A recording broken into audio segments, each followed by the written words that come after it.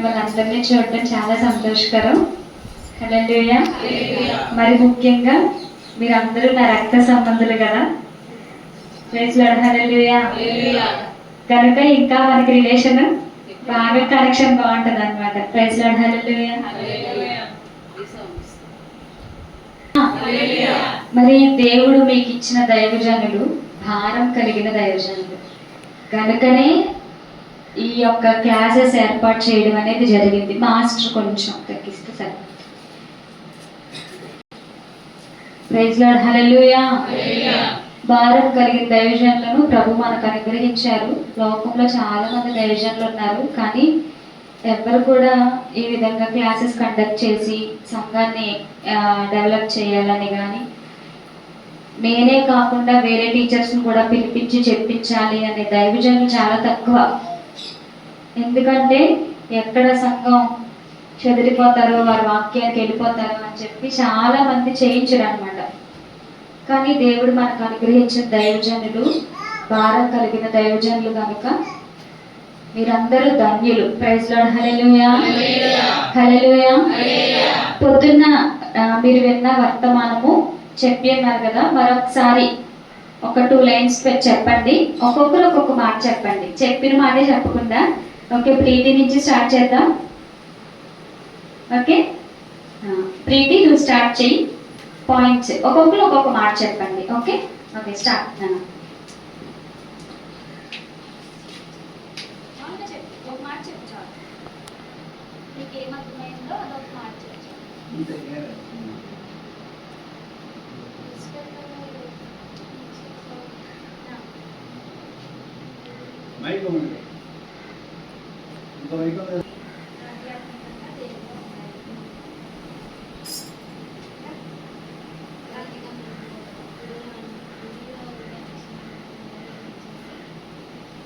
అసలు బైబిల్ మనం ఎలా చదవాలి అనేది ఒక చిన్న టాపిక్ చెప్పుకుందాము.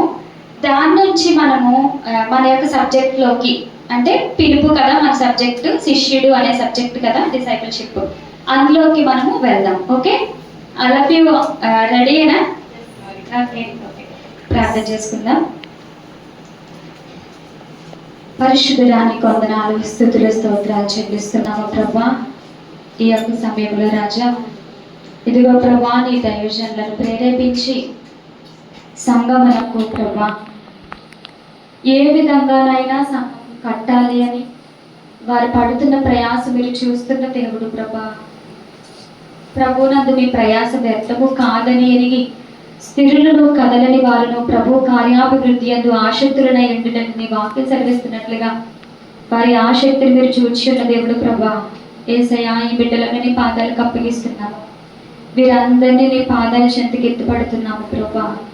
యేసయ్యా, వాక్యం విరుచుండగా మా అందరిలో కార్యం జరిగించండి. యేసయ్యా ప్రభా, చెప్తున్న నన్ను మరుగుపరిచి ప్రభా, ఏం మాట్లాడాలో మీరు మాత్రమే మాట్లాడి ప్రతి వారిని దర్శించండి ప్రభా. ఏదో తండ్రి ప్రభా వెళ్తున్నామని కాదు, కానీ ఈ క్లాసెస్ మా జీవితానికి ఎంతో ఆశీర్వాదకరంగా ఉండినట్లుగా కృప దయచేయండి ప్రభా. దైవజనుల ఆశలు మీరు నెరవేర్చమని అడుగుచున్నాము. అనేక మంది ఇక్కడి నుంచి యవనస్తులు దేవుని కొరకు పట్టబడుదురుగా, చుట్టుపక్కల ప్రాంతములకు అన్నిటికీ బాణముల వలె యేసు నామములో ఉందురుగా ప్రభా. మీరు సహాయం చేసి కృప దయచేయమని అడుగుచు మీకు వందనాలు చెల్లిస్తూ ఏ సత్య పరిశుద్ధ నామములో అడిగి వేడుకుని ప్రార్థించుకుంటున్నాము తండ్రి. Praise the Lord. ఈ యొక్క సమయంలో అందరి దగ్గర పెన్స్, బుక్స్ ఉన్నాయి కదా. బైబిల్ని ఎలా చదవాలి అనేది మనం చెప్పుకుందాం. ఫస్ట్ మీకు కనిపిస్తుందమ్మా? ఫస్ట్ ఎప్పుడు కూడా బైబిల్ని మనము ఒక సబ్బులాగా తీసుకోవాలి. ఓకే, ఎలా తీసుకోవాలి? సబ్బు, సోప్ అనుకోండి. సోప్ ఇంట్లో పెట్టుకుంటే సరిపోదు, దాన్ని ఏం చేయాలి?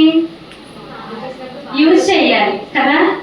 సోప్ ఇంట్లో ఉన్నంత మాత్రాన మన శరీరం శుభ్రమైపోతుందా? కొన్ని పాత్రల్లో ఉన్నంత మాత్రాన శుభ్రమైపోతుందా? లేదు. ఖచ్చితంగా దాన్ని ఏం చేయాలి? మనము రుద్దుకోవాలి కదా.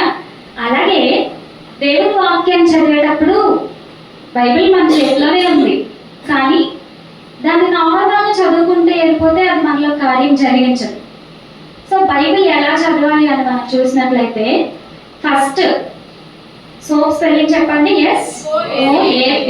ఓకే. S అంటే స్క్రిప్చర్. స్క్రిప్చర్ అంటే లేఖనం. స్క్రిప్చర్ అంటే లేఖనం. లేఖనము, వాక్యము, ఈ విధంగా ఏదైనా మనం అనవచ్చు. ఏదైనా ఒక వచనం లేక 2 వచనాలు లేకపోతే ఒక కాంటెక్స్ట్. కాంటెక్స్ట్ అని అంటే మనకు చూడండి బైబిల్లో పారాగ్రాఫ్స్ ఉంటాయి కదా. ఒక వచనం నుంచి ఇంకో వచనం దగ్గర ఆపి అదొక పారాగ్రాఫ్ లా తీసి మళ్ళీ ఇంకో పారాగ్రాఫ్ మళ్ళీ స్టార్ట్ చేస్తారు. ఈ విధంగా కాకుండా పారాగ్రాఫ్స్ ఇవ్వకుండా డైరెక్ట్ గా మొత్తం ఇచ్చేస్తాడు ఒకటే అధ్యాయంలో. కానీ దాన్ని మనం మళ్ళీ కాంటెక్స్ట్ గా విడగొట్టుకోవాలి. అంతా ఒకే అధ్యాయంలో ఇచ్చేసినంత మాత్రాన అంతా ఒకే టాపిక్ ఉండదు.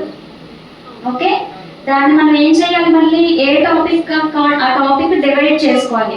మనకి ఎగ్జాంపుల్ తెలుసు, ఒకవేళ ఏదైనా కన్వర్సేషన్ ఉందనుకోండి బైబిల్లో. ఫర్ ఎగ్జాంపుల్ మనందరికీ తెలిసింది ఆదాము, దేవుడు, సర్పము, హవ్వ. ఈ విధంగా చూసుకుంటే నలుగురి కన్వర్సేషన్ కూడా మనకి ఎక్కడ కనిపిస్తుంది, 3వ అధ్యాయంలో ఏమాత్రం గ్యాప్స్ లేకుండా లైన్ వచ్చేస్తుంది కదా. దేవుడు ఆదామా నీవు ఎక్కడున్నావు అని, అందుకతడు ఇలా ఉంటది. దాన్ని మనం కన్వర్సేషన్ లో రాసుకొని దేవుడు అని పెట్టి ఏమన్నాడో, ఆదామా పెట్టి ఏమన్నాడో, హవ్వని పెట్టి ఏమన్నాడో ఇలా డివైడ్ చేసుకున్నాం అనుకో ఈజీగా మనకి కంటెంట్ అనేది అర్థమవుతుంది కదా. సో ఆ విధంగా మనం ఫస్ట్ స్క్రిప్చర్ ని చూడాలి. ఆ వెర్సెస్ ఎన్ని వెర్సెస్ ఉన్నాయో, మనం తీసుకునే వెర్స్ అంటే వచనం, ఎన్ని వచనములు మనం తీసుకుంటున్నామో అది మన అధ్యాయం వచనం ఫస్ట్ వేసుకోవాలి. బైబిల్ ఎప్పుడు నార్మల్ గా చదువుకుంటూ వెళ్ళిపోతే మనకు అర్థం కాదు, పక్కన నోట్స్ ఖచ్చితంగా పెట్టుకోవాలి. ప్రైజ్ లార్డ్, హల్లెలూయా. రెండవది ఓం అంటే అబ్జర్వేషన్. దాన్ని పరిశీలన చేయాలి. బైబిల్ని ఏం చేయాలి, పరిశీలన చేయాలి. మనం తీసుకున్న వచనాన్ని పరిశీలించి అసలు ఆ వచనంలో ఏముంది, ఆ వచనం దేని కొరకు మాట్లాడుతుంది, ఆ వచనం యొక్క సారాంశం ఏమిటి, లేక ఆ వచనంలో కన్వర్సేషన్ ఉందా, ఏదైనా మనం నేర్చుకోవాల్సింది ఉందా, ఆజ్ఞ ఉందా, దీవెన ఉందా, శాపం ఉందా, హెచ్చరిక ఉందా.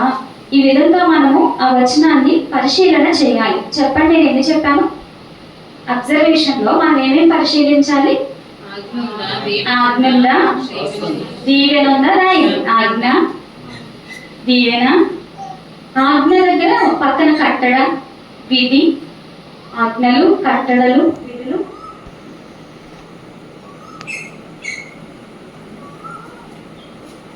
దీవెన, శాపము. ఆజ్ఞలు, విధులు, కట్టడలు, దీవెన, శాపము చాలా ఉండొచ్చు ఒక వచనంలో. హెచ్చరిక ఎలాగా రాయొచ్చు, పక్కన ఆజ్ఞలు పక్కన మీరు విధులు కట్టడలు పెట్టకపోయినా డైరెక్ట్ దీవెన, శాపం ఇలా రాసేసుకోవచ్చు, పర్వాలేదు. ఓకే,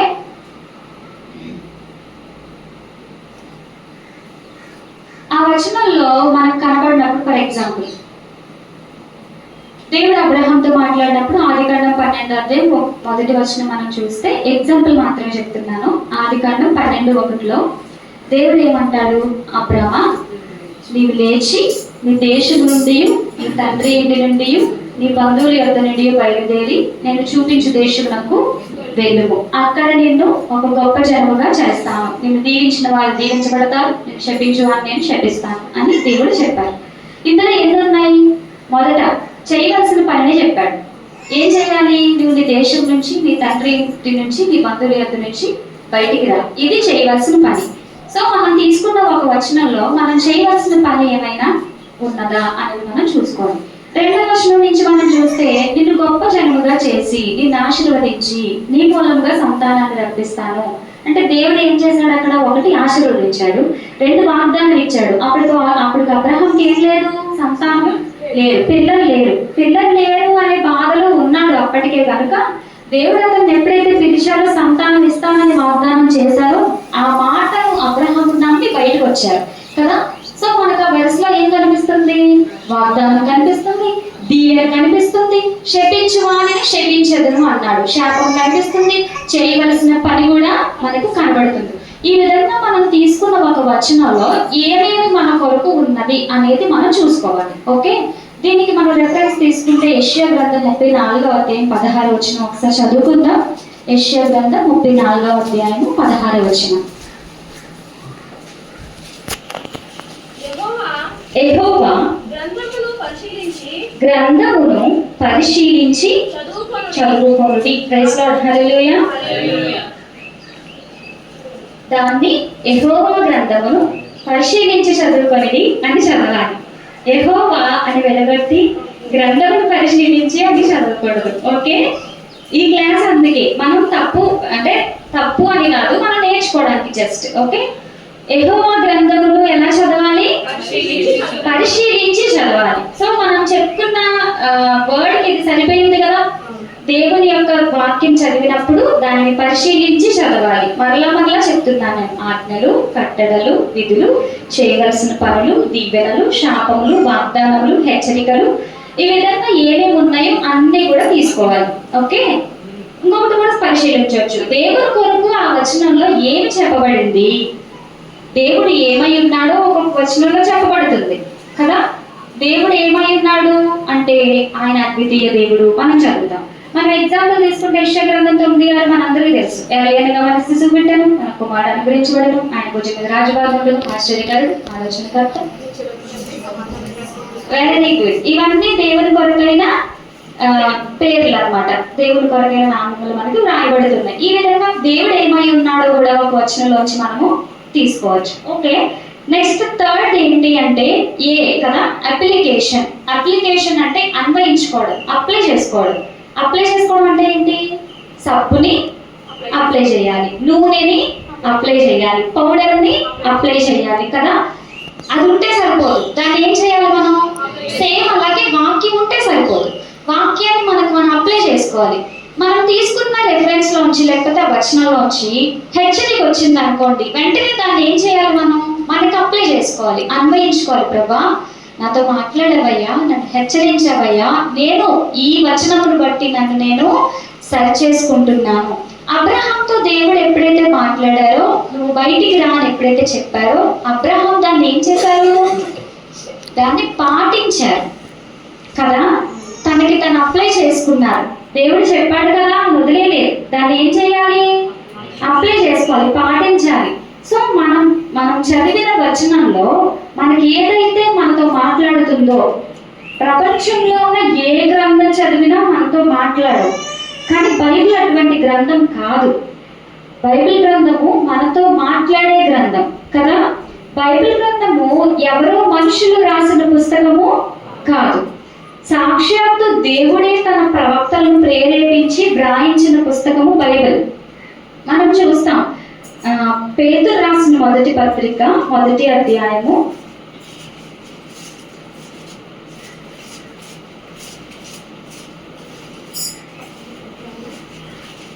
పేతురు రాసిన 2వ పత్రిక 1వ అధ్యాయము 20వ వచనం చదువుకుందాం. ఒకడు తన ఊహను బట్టి చెప్పుట వలన లేఖనములో ఏ ప్రవచనమును పుట్టదని మొదట గ్రహించుకొనవలెను. ప్రైజ్ లార్డ్, హల్లెలూయా. చెప్పండి అందరూ కలిసి వచనం చదవండి. పేతురు రాసిన 2వ పత్రిక 1వ అధ్యాయం 20వ వచనం. అందరూ కలిసి రెడీ, 1 2 3 స్టార్ట్.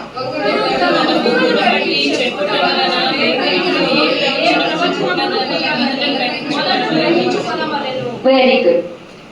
మీకు ఏమర్థమైంది అందులో? నేను ఒకసారి డివైడ్ చేస్తాను, మీరు చూడండి. ఒకడు తన ఊహను బట్టి చెప్పుట వలన అన్నంత వరకు ఒకటి. లేఖనములో ఏ ప్రవచనమును పుట్టదు. దేని వలన పుట్టదు? ఊహను బట్టి ఈ బైబిల్ గ్రంథము వ్రాయబడలేదు. ఓకే, లేఖనము అంటే ఏమని చెప్పుకున్నాము? దేవుని యొక్క వాక్యం.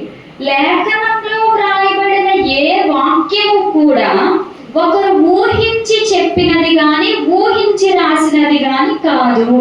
ఊహించి వ్రాసేవారిని ఏమంటారు? కవులు అంటారు కదా. ఊహించి కవులు ఒక దానిని ఊహించి, లేకపోతే ఒక వ్యక్తిని గురించి ఊహించి చెప్పాలి, లేక ఒక స్త్రీని గురించి ఊహించి చెప్పాలి, ఒక పురుషుని గురించి ఊహించి చెప్పాలి అంటే ఎన్నో రకాలుగా వర్ణించి వారి యొక్క ఊహలోంచి వచ్చిన వర్ణనను వారు కవిత్వం రూపంలో వ్రాస్తూ ఉన్నారు కదా. అలా ఊహించి చెప్పబడిన అనేక గ్రంథములు ఉన్నవి, కానీ బైబిల్ గ్రంథం మాత్రం ఊహించి చెప్పినది కాదు. మొదట గ్రహించుకోవాల్సింది ఏంటి అంటే, మన వాక్యం చదువుతున్నప్పుడు వింటున్నప్పుడు మనం మొదట గ్రహించుకోవాల్సినది, లేఖనంలో ఏ ప్రవచనము కూడా ఊహను బట్టి కలుగలేదు. ప్రైజ్ లార్డ్, హల్లెలూయా. అది మొదట గ్రహించుకోవాలి. అక్కడి వరకు అయిపోయింది. మరి ఎలా కలిగింది అన్నది క్వశ్చన్. ఫస్ట్ ఏం చెప్పాడంటే, లేఖనం అనేది ఊహను బట్టి కలగలేదు, ఊహను బట్టి రాయబడలేదని చెప్పాడు. మరి ఎలా రాయబడింది? దాని కింద వచనం చదువుదాం. అందరూ కలిసి చదవండి.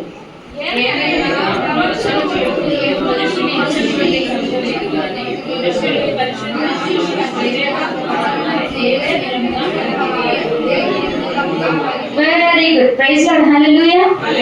ప్రవచనము అనగా లేఖనము గాని దేవుని వాక్యము గాని ఎప్పుడును మనుష్యుని ఇచ్చను బట్టి కలుగలేదు. అంటే ఇచ్చ అంటే ఏంటి?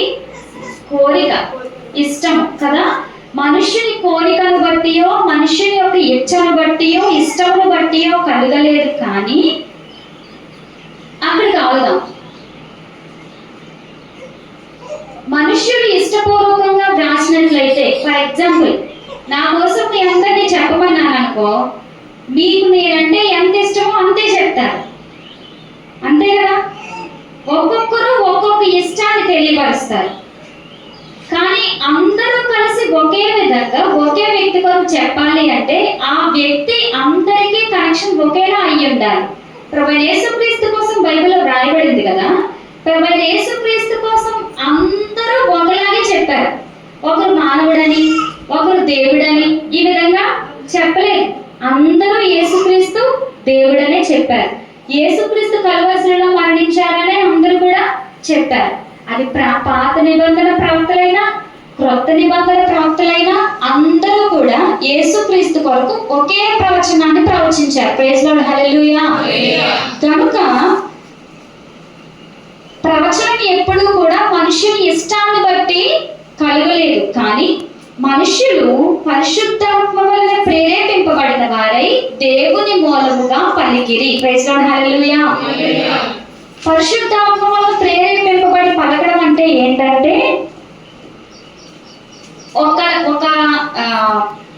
పత్రికను ఏమంటారు, లెటర్ రాయాలి అంటే ఒక లేఖ రాయాలి అంటే చదువుకోనలేని వారు వచ్చి, చదువుకోనని లేఖ రాయలేరు కాబట్టి చదువుకున్న వాళ్ళు పెట్టుకొని వీరు ఆ లేఖను రాస్తున్నట్టుగా, ఉత్తరాన్ని రాస్తున్నట్టుగా రాయిస్తారు. రాసేవారిని ఏమంటారు? లేఖని అంటారు కదా. వీళ్ళు ఒక మనిషిని పెట్టుకొని, చదువుకునే మనిషిని పెట్టుకొని, నేను చెప్తాను నువ్వు రాయి అని చెప్పి రాయిస్తారు. ఇప్పుడు ఆ ఉత్తరం సగం రాసిన తర్వాత సగంకి ఈ రాసే వ్యక్తికి ఏదో పని ఉంటే వెళ్ళిపోయారు అనుకోండి. ఇప్పుడు వెంటనే ఈ రాయించుకునే వ్యక్తి ఏం చేస్తారు? ఇంకొక చదువుకునే వ్యక్తిని తెచ్చుకొని ఆ ప్లేస్ నుంచి ఎక్కడ స్టాప్ చేశారో అక్కడి నుంచి మళ్ళీ స్టార్ట్ చేసి రాస్తారు కదా. మ్యాటర్ అంతా ఒకటే, రాసేవారు మాత్రం వేరువేరుగా రాశారు, రాయించిన వారు ఒక్కరే. ఇప్పుడు రాసిన ఉత్తరంలో ఉన్న కంటెంట్ మారిపోద్దా? ఎందుకు మారదు? చెప్పిన వారు ఒక్కరే కానీ రాసిన వారు మాత్రం ఇద్దరు. సేమ్ బైబిల్ కూడా అంతే. దేవుడు తన ఆత్మ ద్వారా మనుషుల మీద కుమ్మరింపబడి లేక మనుష్యులను ప్రేరేపించి నువ్వు పలానా రాయి అని దేవుడు చెప్పినప్పుడు 40 మంది ప్రవక్తలు ఈ బైబిల్ గ్రంథమును రాశారు. ప్రైజ్ లార్డ్, హల్లెలూయా. అందుకే బైబిల్ గ్రంథం ఎక్కడా కూడా వేరే ఎవరో వచ్చి పెట్టి రాసినట్టు ఉండదు, అంతా ఒకలాగే ఉంటుంది. హల్లెలూయా. కనుక ఎందుకు మనం దీన్ని పరిశీలించాలి, ఎందుకు దీన్ని అప్లై చేసుకోవాలి అంటే, ఎవరో మనిషి చెప్పింది అయితే మనం అప్లై చేసుకోవాల్సిన అవసరం లేదు. సాక్షాత్తు దేవుడే చెప్పిన లేఖనము కనుక, దేవుడే మనకు అనుగ్రహించిన వాక్యము కనుక మనం దీన్ని ఏం చేసుకోవాలి? మనము అప్లై చేసుకోవాలి, అన్వయించుకోవాలి. హల్లెలూయా, హల్లెలూయా. ఆ వాక్యం నుంచి దేవుడు నీకు పిలుపునిస్తే లోబడాలి. ఆ వాక్యం నుంచి దేవుడు నీతో మాట్లాడితే లోబడాలి. లేదు, ఆ వాక్యం ద్వారా దేవుడు నీకు వాగ్దానం ఇస్తే వాగ్దానాన్ని పట్టుకోవాలి. వాగ్దానాన్ని పట్టుకోవడం రావాలి కదా. ఫస్ట్ చదువుకుంటూ పోతే వాగ్దానాన్ని పట్టుకోలేము. అబ్రహామునే దీవించాడు. ఏమని? దీవించి వారిని దీవించదను, నిన్ను శపించి వారు శపింపబడుదురు అని చెప్పాడు. సేమ్ వాగ్దానం దేవుడు మనకి ఇచ్చాడు అనుకోండి. మనం వెర్స్ చదువుతున్నప్పుడు ప్రభు మనతో మాట్లాడినట్టు అనిపించిందంటే ఆ వాగ్దానం మనకే. అది అబ్రహాముకి అన్నట్టు ఇంకా అక్కడ చదవవసరం లేదు మనం. ప్రైజ్ లార్డ్, హల్లెలూయా. ఆ వాగ్దానం ఎవరికి? మనకే. ఆ వాగ్దానాన్ని మనం పట్టుకోవాలి. ఆ వాగ్దానాన్ని స్వతంత్రించుకోవాలి. వాగ్దానం మనదే అనుకోవాలి. దానినే అన్వయించుకోవడం అని అంటారు. హల్లెలూయా, హల్లెలూయా. తర్వాత మనల్ని దేవుడు హెచ్చరిక చేశాడు. దేవుని వాక్యంలోనే మనకి ఎగ్జాంపుల్. హిజ్కియాని దేవుడు హెచ్చరించాడు. ఏమని? హిజ్కియా, నీవు మరణం అవుచున్నావు, బ్రతకవు, నీవు నీ ఇల్లు చక్కబెట్టుకో. దేవుడు అక్కడి వరకు చెప్పాడు. తర్వాత చేయవలసింది ఎవరు? హిజ్కియా చేయాలి. హిజ్కియా వెంటనే తన ముఖము గోడ తట్టు త్రిప్పుకొని ప్రార్థన చేశాడు. ప్రభువా, నేను యథార్థ హృదయుడిని, నీ సన్నిధిలో ఎలా ప్రవర్తించానో నీకు తెలుసు కదా. నేను ఎలా నీతి గలవాడిని బ్రతికానో నీకు తెలుసు కదా. కృపతో నన్ను జ్ఞాపకం చేసుకో అని ప్రార్థన చేశాడు. అంటే తనకు వచ్చిన హెచ్చరికను అతడు సీరియస్ గా తీసుకొని ప్రార్థన చేశాడు.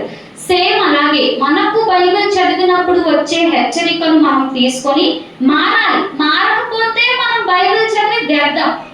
హల్లెలూయా. చదువుతున్న వాక్యం మనతో మాట్లాడుతున్నప్పుడు వెంటనే మనలో మార్పు అనేది రావాలి. హల్లెలూయా. ఎప్పుడైతే మార్పు వస్తుందో మనలో పశ్చాత్తాపం అనేది కలుగుతుంది. నిజమే ప్రభా, నేను ఈ తప్పు చేశాను, నువ్వు ఇన్నిసార్లు మాట్లాడావు, నేను వినలేదు, నువ్వు ఇన్నిసార్లు దర్శించావు, నువ్వు నన్ను ప్రేమిస్తున్నావు, కానీ నేను మాత్రం నీకు దూరంగా వెళ్ళిపోతున్నాను అని అప్పుడు మనం ఏం చేయాలి? ప్రార్థించాలి. అప్పుడు దేవుని యొక్క వాక్యము జీవించి ఉన్నది కనుక, సజీవమైనది కనుక మనలో అది ఏం చేస్తుంది? క్రియ జరిగిస్తూ ఉంటుంది. ఏం చేస్తుంటది? క్రియ జరిగిస్తుంది. కేవలం మనం శరీరానికి మాత్రమే కాదు. మనందరికీ తెలిసిన వాక్యమే. హెబ్రీయులకు రాసిన పత్రిక 4వ అధ్యాయం 12వ వచనంలో, హెబ్రీయులకు రాసిన పత్రిక 4వ అధ్యాయం 12వ వచనం, ఎందుకనగా దేవుని వాక్యము సజీవమై బలము గలదై రెండంచులు గల ఎటువంటి ఖడ్గము కంటెను వాడిగా ఉండి ప్రాణాత్మలను కీళ్లను మూలుగను విభజించునంత మట్టుకు దూరుచు హృదయము యొక్క తలంపులను ఆలోచనలను శోధించుచున్నది. హల్లెలూయా. దేవుని వాక్యం ఎటువంటిదని చెప్పాడు? సజీవమైనది. అంటే ఎప్పటికీ దానికి మరణము అనేది లేదు. ప్రైజ్ లార్డ్, హల్లెలూయా. దేవుని వాక్యము సజీవమైనది అని చదివాము. దేవుని వాక్యము ఎవరు? ఆదియందు వాక్యం ఉండెను, వాక్యము దేవుని వద్ద ఉండెను, వాక్యము దేవుడై ఉండెను. ఆ వాక్యము సజీవమైనది. అంటే వాక్యమైన దేవుడు సజీవుడు. మనం చదువుతున్న వాక్యము కేవలం లెటర్స్ మాత్రం కాదు. కేవలం అది ఒక పదము లాగో, ఒక సెంటెన్స్ లాగో, లేదంటే ఏదో ఒక పేపర్ చదివినట్టు అది చదివేది కాదు. మనం చదువుతున్నది, మనతో మాట్లాడుతున్నది ఎవరు అంటే దేవుడే. హల్లెలూయా. దేవుడు సజీవుడైన వాడు. ఆయన వాక్యము సజీవమైనది, బలము కలిగినది. ఎటువంటిది? ఈ వాక్యము మనకు కనిపించదు, కానీ దానికి ఏముంది? బలం ఉంది కదా. ఎటువంటి బలమైనా ఉంది, ఎటువంటి దానిని జయించగల బలమైనా ఉంది, ఎటువంటి దానిని విర్రగొట్టగల బలమైనా ఉంది కదా. ఫర్ ఎగ్జాంపుల్ చూద్దాం. వాక్యం అనగానే మనకు కనిపించేది ఒక వచనం అని మనం అనుకుంటాం, కానీ వాక్యం అంటే ఇంగ్లీష్ లో ఏంటి? వర్డ్. వాక్యం అంటే ఇంగ్లీష్ లో వర్డ్ కదా. ఈ వర్డ్ అంటే దాన్ని ఏమనాలి అంటే ఒక పదము అని చెప్పచ్చు. ఒక పదము. యేసుక్రీస్తు గాలి సముద్రం తుఫాను ఆయన పడవ మీద ఉన్నప్పుడు ప్రభు యేసుక్రీస్తు ఏమని పలికారు అక్కడ? గాలి నిశ్శబ్దముగా ఉండు, సముద్రమా నెమ్మదించు. అక్కడ ఏం పలికారు? అంటే తన వాక్కును పలికారు, తన మాటను పలికారు. హల్లెలూయా.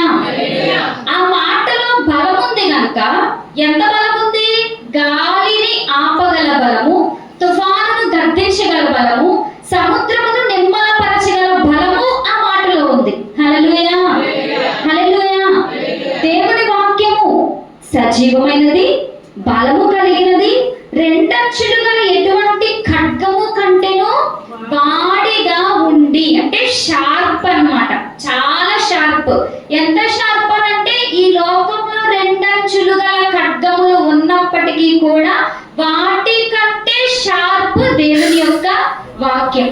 రెండంచులు గల ఖడ్గములు అంటే మనం ఒకవేళ బ్లేడ్స్ తీసుకున్నట్లయితే బ్లేడ్స్ చాలా రకాలు ఉంటాయి. గొంతులు కోసే కత్తులు వేరు, కాయగూరలు కట్ చేసి ఏంటవి మాంసం కట్ చేసే కత్తులు వేరు కదా.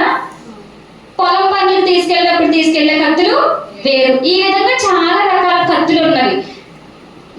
మన పొట్ట కోసే కత్తులు కూడా వేరు. సర్జరీ చేసినప్పుడు, ఆపరేషన్స్ చేసినప్పుడు కోసే కత్తులు అంటే అది బ్లేడ్స్ అంటాం మనం కదా. ఆ బ్లేడ్స్ లో కూడా దేన్ని, ఏ శరీరాన్ని, ఎక్కడ శరీరాన్ని ఏ బ్లేడ్ తో కట్ చేయాలో బ్లేడ్స్ లో కూడా సైజెస్ ఉంటాయి, దాని షార్ప్నెస్ కూడా ఉంటుంది కదా. ఇప్పుడు బ్లేడ్ యొక్క షార్ప్నెస్ ఎంతో మనం తెలియాలి అంటే, ఈ దేవుని వాక్యం అనే ఖడ్గం యొక్క షార్ప్నెస్ ఎంతో తెలియాలి అంటే, ఫర్ ఎగ్జాంపుల్ మనము ఏదైనా కట్ చేయాలి అన్నప్పుడు కత్తెర తెచ్చుకుంటాం కదా. కత్తెర తెచ్చుకున్నప్పుడు కత్తెరతో కాయగూర కట్ చేయగలమా? కట్ చేయలేం. కాయగూరకి చౌకే కావాలి. అంటే ఏ వస్తువుకి ఎంత షార్ప్ అనేది యూజ్ చేయాలో మనకి తెలుసు. మరి దేవుని వాక్యం దేనిని కట్ చేస్తుంది, దేనిని విభజిస్తుంది అని అంటే చూద్దాం. అక్కడ ప్రాణ ఆత్మలను, కీళ్లను, మూలుగును విభజించున్నంత మట్టుకు దూరుచు. Praise lord. హల్లెలూయా. ఒకసారి ప్రాణము అంటే ఏంటి, ఆత్మ అంటే ఏంటి మీరు చెప్పండి. ప్రాణం అంటే ఏంటి?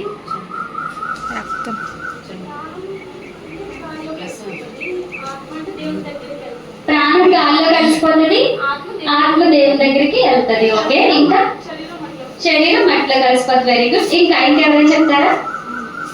ఓకే. బైబిల్ ప్రకారం రక్తమే వాని ప్రాణం. ఓకే, రక్తమే వాని ప్రాణం అని అనుకున్నాం అనుకో, చనిపోయిన వ్యక్తిలో రక్తం ఉండదా? మరి ప్రాణం పోయిందని ఎందుకంటారు? ఆత్మ ఉండదు. ఓకే, కానీ రక్తం ఉంది కదా. ఆత్మ వెళ్ళిపోద్ది, రక్తం ఉంది కదా, మరి ప్రాణం ఉన్నట్టే కదా. రక్తమే వాని ప్రాణం అని బైబిల్ చెప్తున్నప్పుడు చనిపోయిన వ్యక్తిలో కూడా రక్తం ఉంటది, మరి ప్రాణం ఎందుకు పోతుంది కదా. చెప్పుకుందాం. రక్తమే వాని ప్రాణం అంటే అర్థం ఏంటంటే వాడి ప్రాణము వాని రక్తంలో ఉంది. ప్రాణం ఎక్కడుంది? రక్తాన్ని మనలో ఉత్పత్తి చేసేది ఏంటి? Bone marrow. మన శరీరంలో బోన్ మ్యారో తెలుగులో ఏమంటారో,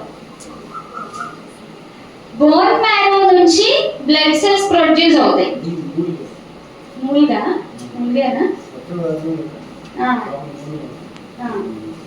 సో బోన్ మ్యారో నుంచి మనకి రక్తం అనేది, రక్త కణాలు అనేవి ప్రొడ్యూస్ అవుతాయి కదా. ఎప్పుడైతే మనిషి చనిపోతాడో అప్పటి నుంచి బోన్ మ్యారో నుంచి రక్త కణాలు ఉత్పత్తి జరగదు. రక్తం ఉంది, పాత రక్తం ఉంది, కొత్తగా ఉత్పత్తి అయ్యే రక్తం అనేది ఉత్పత్తి కాదు. ఎప్పుడైతే రక్తం ఉత్పత్తి కాదో ఉన్న రక్తం అంతా కూడా పోతుంది కదా, ఉన్న రక్తం డెడ్ అయిపోద్ది. రక్త కణాలు, ఎర్ర రక్త కణాలు తీసుకుంటే 180 దినాలు మాత్రమే వాటి లైఫ్ టైం అన్నమాట. 150 దినములకు ఎర్ర రక్త కణాలలో పాత రక్త కణాలు చనిపోయి కొత్త రక్త కణాలు పుట్టుకొస్తూ ఉంటాయి ప్రతి 150 దినాలు.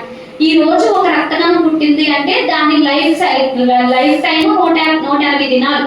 150 దినాలు కంప్లీట్ అయిన తర్వాత ఈ రక్త కణం ఉండదు, ఇంకా కొత్త సెల్స్ ఎంకరేజ్ ప్రొడ్యూస్ అవుతాయి కదా, అవి వస్తాయి అన్నమాట. సో ఒకసారి మనిషి చనిపోయిన తర్వాత ఏం ఆగిపోతుంది? బ్లడ్ సెల్స్ ఆగిపోతున్నాయి. ఏదైతే మనకు జీవం ఇస్తుందో, మన బ్రతకడానికి సహకరిస్తుందో ఆ పదార్థం అనేది లేకుండా పోతుంది కదా. మరి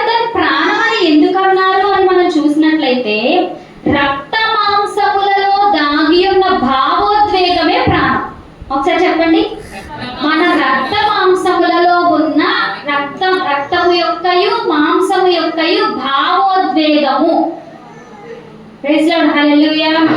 అంటే ప్రాణం అంటే రక్తం అని కాదు, రక్తమే మన ప్రాణం అంటే అర్థం ఏంటంటే వారి రక్తములో రక్తము యొక్క భావోద్వేగము ప్రాణమై ఉన్నది. హల్లెలూయా, హల్లెలూయా. ఇంకా ఈజీగా చెప్పాలంటే రక్తము యొక్క ఎమోషన్ అన్నమాట. హల్లెలూయా. సో మన రక్త మాంసములలో ఉన్న భావోద్వేగమైన ప్రాణమును, ఈ ప్రాణములో ఇంకొకటి ఉంది ఏంటి అంటే నరుని ఆత్మ యెహోవా పెట్టిన దీపం అని రాయబడింది కదా. ఇది మన శరీరం. మన శరీరానికి పై లేయర్ అంతా స్కిన్ ఉంది కదా. లోపల ఏమున్నాయి? లోపల మన అవయవాలన్నీ దాచబడి ఉన్నాయి. మన అవయవాలన్నింటిని ప్రొటెక్ట్ చేస్తూ ఈ శరీరం పైకి కనిపించే ఈ చర్మం అనేది ఉంది. లోపల అవయవాలన్నిటికీ రక్త సరఫరా జరుగుతుంది కదా. ఇక లోపలి అవయవముల లోపల ప్రొటెక్ట్ చేసేది మనలో ఉండేది ఏంటి అంటే ఆత్మ. హల్లెలూయా. మీకు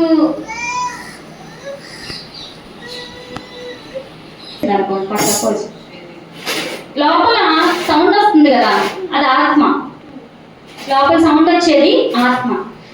ఇది ప్రాణం అంటే రక్తము లేక రక్తం సరఫరా చేసే ప్రతి ఒక్క అవయవం.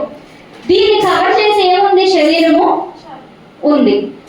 ఎప్పుడైతే ఈ లోపల ఉన్న ఆత్మ ప్రొటెక్ట్ చేయబడి ఉంది. నరుని యొక్క ఆత్మ యెహోవా పెట్టిన దీపం కదా. ఆత్మ అనేది శరీరము ద్వారా ప్రొటెక్ట్ చేయబడుతూ ఉంది. ఈ శరీరము ఆత్మకు ఒక ఇల్లు లాగా పనిచేస్తుంది. శరీరము ఆత్మకు, హలో ఇక్కడే ఉన్నారు అందరూ. శరీరము మన యొక్క ఆత్మకు ఒక ఇల్లు లాగా పనిచేస్తుంది. ఆదిలో దేవుడు తన జీవవాయువును ఊది నరునిలోనికి జీవాత్మను పంపించినప్పటి నుంచి దేవుని ఆత్మ నరునిలో ఒక దీపముగా ఉంది. ఎప్పుడైతే నరుడు చనిపోతాడో ఆ దీపం అనేది ఏమవుతుంది? ఆరిపోతుంది. అంటే ఆత్మ ఉండదు కదా. ఇక ఏముంటది అంటే ఆ యొక్క ఆత్మ మెయిన్ అన్నమాట. మనిషి జీవించడానికి ఆత్మే మెయిన్. మనిషి జీవించడానికి అన్న గుర్తుపెట్టుకోండి, జంతువులకి పక్షులకి ఆత్మ ఉండదు. ఓకే, మనిషి జీవించడానికి ఆత్మ మెయిన్ కనుక వాక్యము లోపలికి వెళ్ళి క్రియ ఎక్కడ జరగాలంటే రిమోట్ కంట్రోల్ ఆత్మ. మన యొక్క రిమోట్ కంట్రోల్, మనం ఏం చేయాలి, ఎలా జీవించాలి, ఏం ఆలోచించాలి, రిమోట్ కంట్రోల్ అంతా ఆత్మ దగ్గర ఉంది. ఆత్మ మనల్ని కంట్రోల్ చేయాలి. హలో, ఎవరు కంట్రోల్ చేయాలి? మనల్ని. కానీ మనల్ని ఇప్పుడు కంట్రోల్ చేసేది ఏంటి అంటే శరీరం. ఓకే, మనల్ని కంట్రోల్ చేసేది ఏంటి? ఎందుకు ఇలా జరిగింది అంటే ఆదాములోకి దేవుడు జీవవాయువులు ఊదినప్పుడు జీవాత్మకంలోకి వెళ్ళి అతను కంట్రోల్ చేయడం ప్రారంభించింది. కానీ ఎప్పుడైతే హవ్వని అనుసరించి సాతాను ప్రవేశించి వారిలోకి శరీరాశను, నేత్రాశను, జీవకుడంబమును వదిలిందో ఆ యొక్క సాతాను ఎవరిని వాడుకుంది? ఈ శరీరాన్ని వాడుకుంది. బయట ఉన్న శరీరాన్ని వాడుకుంది. చూసావా ఎంత అందంగా ఉందో? కన్నులకు రమ్యమైనది, ఇంకా చూచుటకు అందమైనది, ఆహారమునకు మంచిది. ఎంత బాగుందో చూసావా? పండు అనగానే ఆత్మకి ఏం అనిపించదు. కానీ ఆత్మ ఇప్పటి వరకు శరీరాన్ని కంట్రోల్ చేసింది. శరీరం ఎప్పుడైతే ఈ సాతాను వచ్చి స్టిమ్యులేట్ చేశాడో శరీరం కంట్రోల్లోకి ఆత్మ వెళ్ళింది కదా. మీరు నిశ్చయముగా చచ్చెదరు అని అన్నాడు. అప్పటి వరకు వారికి ఏం లేవు, బట్టలు లేవు కదా. ఎప్పుడైతే వారు పండు తిన్నారో వారు దిగంబరులమని తెలుసుకున్నారు. అంటే వారి మీద బట్టలు లేవని తెలుసుకున్నారు. ఏది పోయింది అంటే దేవుడు ఊదిన జీవాత్మ ఉంది కానీ అందులో మిళితమైన దేవుని ఆత్మ పోయి మానవ ఆత్మ వచ్చింది. హల్లెలూయా. మానవ ఆత్మ వచ్చిన తర్వాత మనిషిని ఏది కంట్రోల్ చేస్తుంది అంటే శరీరం కంట్రోల్ చేస్తుంది. ఎప్పుడైతే శరీరం కంట్రోల్లోకి మనిషి వచ్చేసాడో ఆత్మ బంధించబడిపోయింది లోపల. ఆత్మ తనకు తాను చేయడానికి ఏమీ లేదు. ఆత్మకి స్వతంత్రత అనేది లేదు. మరలా ఈ ఆత్మను రక్షించడానికి చెప్తా మన లూకాసు వార్త 19:10 నశించిన దానిని ఏది నశించిపోయింది? ఆత్మ నశించిపోయింది. హల్లెలూయా.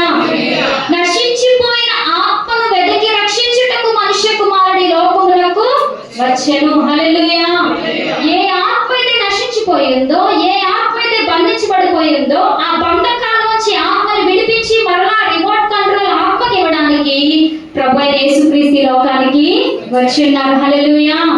ఇప్పుడు ఈ వాక్యం చేసే పని ఏంటంటే ప్రతి బ్లేడ్ కూడా ఏదో ఒక దాన్ని సెపరేట్ చేయడానికి యూజ్ అవుతుందేమో కానీ ఈ దేవుని వాక్యం అనే ఆత్మ ఖడ్గము శరీరం లోపలికి ప్రవేశించి ప్రాణం లోపలికి ప్రవేశించి ప్రాణములో బంధించబడిన ఆత్మను విభాగిస్తుంది. హల్లెలూయా. ఆ ఆత్మని ఎప్పుడైతే విభజన చేస్తుందో అప్పుడు ఆత్మకు బలం వస్తుంది. అమ్మయ్య, నేను బయటకు వచ్చాను, ఇప్పటి వరకు నన్ను బంధించుంచారు, నేను కావాల్సింది చేయలేకపోయాను, నా ఆత్మకు సంతృప్తి జరగలేదు, శరీరం తన పని తాను చేస్తుంది, పాపం చేస్తుంది, శరీరాశ, ఆ నేత్రాశ, జీవపడమం దాని ఇష్టం వచ్చినట్టు బ్రతుకుతుంది, నన్ను బంధించుంచారు, నేను దేవునికి సంబంధించిందాన్ని, నన్ను దేవుడు దేవుడుగా పెట్టాడు, ఇప్పుడు నేను వెలగాలని చెప్పి ఈ వాక్యము లోపలికి వెళ్ళి విభజన చేసినప్పుడు ఆత్మ బయటకు వచ్చి ఆ ఆత్మ దేవుని చేత నడిపించబడి శరీరమును కంట్రోల్ చేస్తుంది. హల్లెలూయా. హల్లెలూయా. ఆ విధంగా వాక్యము మనుషులు పరిశుద్ధాత్మ వలన ప్రేరేపించబడిన వారే అంటే దేవుడు తన మాటను ఎప్పుడైతే చెప్తూ ఉన్నాడో ఆ వాక్యం వారిలో క్రియ జరిగిస్తున్నప్పుడు వారు రాస్తున్నారు మాటను.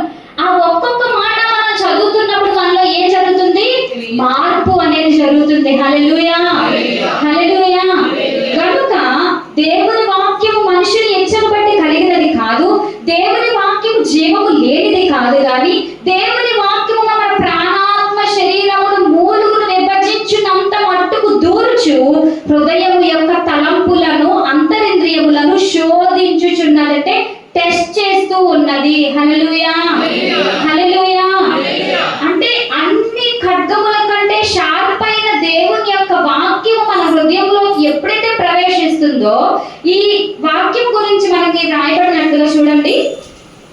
పేతురు రాసిన 2వ పత్రిక 1వ అధ్యాయం 19వ వచనం. ఇందాక మనం 20-21 చదువుకున్నాము, ఇప్పుడు 19వ వచనం చదువుకుందాం. మరియు ఇంతకంటే పేతురు రాసిన 2వ పత్రిక అండి 1:10. ఇంతకంటే స్థిరమైన ప్రవచన వాక్యము మనకున్నది.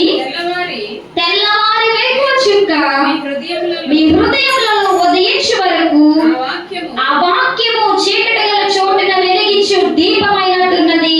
దాని యందు మీరు లక్ష్యం ఉంచిన యెడల మీకు మేలు. Praise the lord. హల్లెలూయా. అప్పటి వరకు దేవుని వాక్యం వారి దగ్గర లేదు. అప్పటి వరకు యేసుక్రీస్తు చెప్పిన మాటనే పేతురు గారు విన్నారు, యోహాను గారు విన్నారు, యాకోబు గారు విన్నారు. అప్పటి లేఖనాలు వారి దగ్గర లేవు, బైబిల్ గ్రంథం వారి దగ్గర లేదు. కానీ ఇప్పుడు ఏం జరుగుతుంది? మేము శబ్దం మాత్రమే విన్నాం. ఏమని విన్నాము? ఈయన నా ప్రియ కుమారుడు, ఈయన యందు నేను ఆనందించుచున్నాను అని మహాదివ్యమైన ఆకాశంలో నుండి వచ్చిన శబ్దమును మాత్రమే శిష్యులు విన్నారు, కానీ వారి దగ్గర ఏమి లేదు, వాక్యం లేదు. ఇప్పుడు పేతురు గారు చెప్తున్నారు, ఎంతకంటే అంటే మేము ఆకాశము నుండి వినిన శబ్దము కంటే స్థిరమైన ప్రవచన వాక్యము. స్థిరము అంటే ఏంటి? నిలకడగా ఉన్నది కదా. శబ్దము అనేది ఒకసారి వినిపించి పోయింది, అది మరలా ఇప్పుడు వినాలంటే కుదరదు. కానీ వాక్యము, రాయబడిన దేవుని వాక్యం మాత్రం ఎప్పటికీ స్థిరముగా నిలకడగా ఉంటుంది కదా. ఇటువంటి వాక్యము మనకున్నది. మన హృదయములో తెల్లవారు వేకువ చక్కగా ప్రభువైన యేసుక్రీస్తు ఉదయించే వరకు కూడా ఈ వాక్యము మనకు వెలిగించు దీపమై ఉంటుందని మాట్లాడారు పేతురు గారు. హల్లెలూయా. హల్లెలూయా. దేవుని వాక్యము మనం చదువుతున్నప్పుడు ఏదో నార్మల్ గా చదువుతూ పోతే అవ్వదు, కానీ లేఖనమును పరిశీలించి దానిని అన్వయించుకొని అప్పుడు మనం ప్రార్థిస్తే ఆ వాక్యము మనలో ప్రాణాత్మ శరీరములు మూలుగు కీలు విభజించినంత మట్టుకు దూరి ప్రతి దానిని సరిచేయుచు అద్దము వలె ఉపయోగపడుచు దీపము వలె వెలిగించుచు మనలో పశ్చాత్తాపము కలిగించి మన ఆత్మను కంట్రోల్ చేస్తుంది. హల్లెలూయా. రిమోట్ వల్ల ఆన్ అవుతుంది. ఇప్పుడు ఆత్మ చెప్పినట్టు వెళ్తాం. ఆత్మ అంటది ప్రార్థించు అంటది. సరే ప్రభా ప్రార్థిస్తాం, వెంటనే మోకాలేస్తాం. శరీరం ఎవరి మాట వింటుంది? ఇప్పుడు ఆత్మ మాట వింటుంది. హల్లెలూయా. దేవుని వాక్యం పనిచేయలేదు అనుకోండి, ఆత్మ మాట శరీరము వినదు. శరీరం దాని పని చేస్తుంది, లోపల ఆత్మ నలిగిపోతుంది, బంధింపబడుతుంది, దానికి సంతృప్తి ఉండదు. ఎప్పుడైతే ఆత్మకు సంతృప్తి ఉండదో మనకేముండదు? సమాధానం ఉండదు, శాంతి ఉండదు, ప్రశాంతత ఉండదు, మనశ్శాంతి ఉండదు. నేను ఎందుకు బతుకుతున్నానో కూడా నాకు తెలియదు అనిపిస్తుంది. Praise lord. హల్లెలూయా. అలాంటప్పుడు ఎంతకాలం లార్డ్. హల్లెలూయా. సో ఈ రోజు మనము బైబిల్ ఎలా చదవాలి అనేది మనము నేర్చుకున్నాం కదా. దేవుడి యొక్క మాటలు దీవించును గాక. ఆమేన్.